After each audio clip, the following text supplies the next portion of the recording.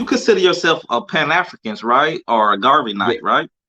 yeah, Yeah. absolutely. So how did that ideology play into you operating and running your business and how you conduct yourself in the business world?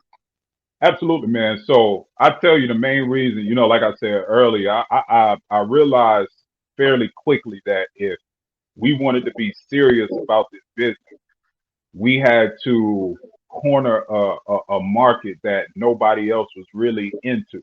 Again, you can almost go to, you know, everybody and find some whipped shea butter, right? So there was Yeah. no way that I could foresee how we could scale that business and make it into a real profitable business. You know what I mean? So I said, okay. And I really don't know where the idea of toothpaste came from as far as, well, I know where it came from because, again, as you start to study and start learning about the fluoride and all the other stuff, I'm like, all right, well, shit, we can't use Colgate and Crest no more. So let's start making our own. But like I said, I knew I had to choose a product and become an expert in something that nobody else was really, digging deep and cornering that market. So um, that's where I said, okay, you know what? Understanding politics, I understand that how you get laws passed, how you get policies passed, it's all about money.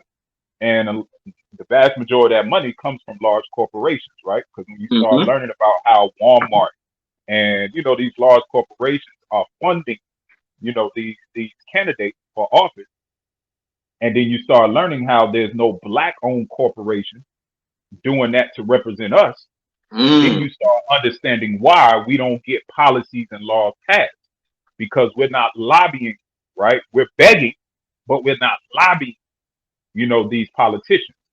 So I said, man, look, I would love to be the black-owned Procter and Gamble, the black-owned Unilever, right? If you don't know what those are, Unilever owns companies like Dove, Mm-hmm. Palmolive, so all of those brands are owned by one large umbrella corporation, right? Mm-hmm. So that's where my mindset went. I said, man, that's my goal. I want to be the black-owned Unilever, Procter and Gamble, um, and that's how we've been moving ever since. Now, you made an interesting point, man. I'm glad we're going down this road. It's getting good now. Okay, Hmm. because that's very key. Any type of uh freedom or revolutionary action gonna have to be financed. Hmm. It's no revolution. I don't care what you had. You look through history. It's no type of revolutionary type action without finance. Right. Land and finance. You gotta have those two. You gotta have somewhere you can stand off your revolution, and you gotta have some to feed your troops and arm them Hmm. as well. Not saying not people are watching. We're not saying we're trying to arm people to take over the United States. We just talking in metaphors right now, Yeah. you know. But but to have any type of black society to be for self sufficient, you got to have finance for the black Yep. community. And me, I am kind of Pan African. I would call myself as a black socialist as well. And a lot of people don't understand capitalism and socialism. Socialist don't mean you don't do business. It don't mean that. So I hate when Hmm. people say you're gonna be broke. No, you can be have money and be socialist too. That's not what socialist. Capitalism just means you take advantage of another group of people to fund things. So that's Yeah. that's a whole nother topic between what's because we get it confused. Uh, Hmm. but I believe we need that though. Like we need black, independent, black, successful, business minded people Hmm. coming together, working together, pooling money together to fund grassroots things. And we don't have that. And that's what I like about Right. you because you out here making it happen. You have that mindset, that thought of doing that exact thing. But the thing is, Heckle, you can't do it by yourself. We need more Yeah. independent black business come together. We need our own tri-letter commission. We need our own Bilderberg group. We need a black version of that. We need black Right. think tanks to come together. Say, hey, all right, PH Company, you bring your money. You come Mm-hmm. on the committee. That business, you come on the committee. All of y'all come on this committee. We all put money together. We figure out, okay, on this board, this is what we're gonna do with the money. This is how we agree to fund it. Let's move forward and do things like that. That would be the next step.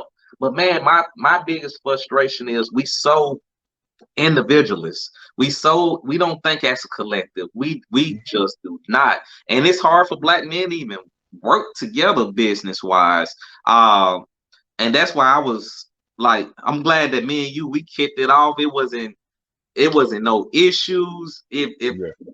that just say if I was nitpicking about like getting a shipment, we always worked that shit out. It's like Yeah. we Yeah. always had trust on each end. You be like, look, Yeah. brother, I'm just gonna send this to you. I don't mind you. Yeah. I hope you don't mind me telling. I'm gonna just send this to you, and then boop, boop, boop, you give me the money at this X amount day because we already got that connection. It was Yeah. like I already love. It wasn't no. I didn't trust you. You didn't Yeah. trust me type deal, or vice versa. I would send you money way ahead of time, and I Yeah. didn't worry about nothing. I'm like, hey, I know he gonna make good on it. If Yeah. he late on it, he gonna throw a little extra something on it. I'm gonna be back good regardless. Yeah. But it was that trust there, and that's what we don't have. We don't have that initial trust there. I know I was rambling off on that. What you want to add to that?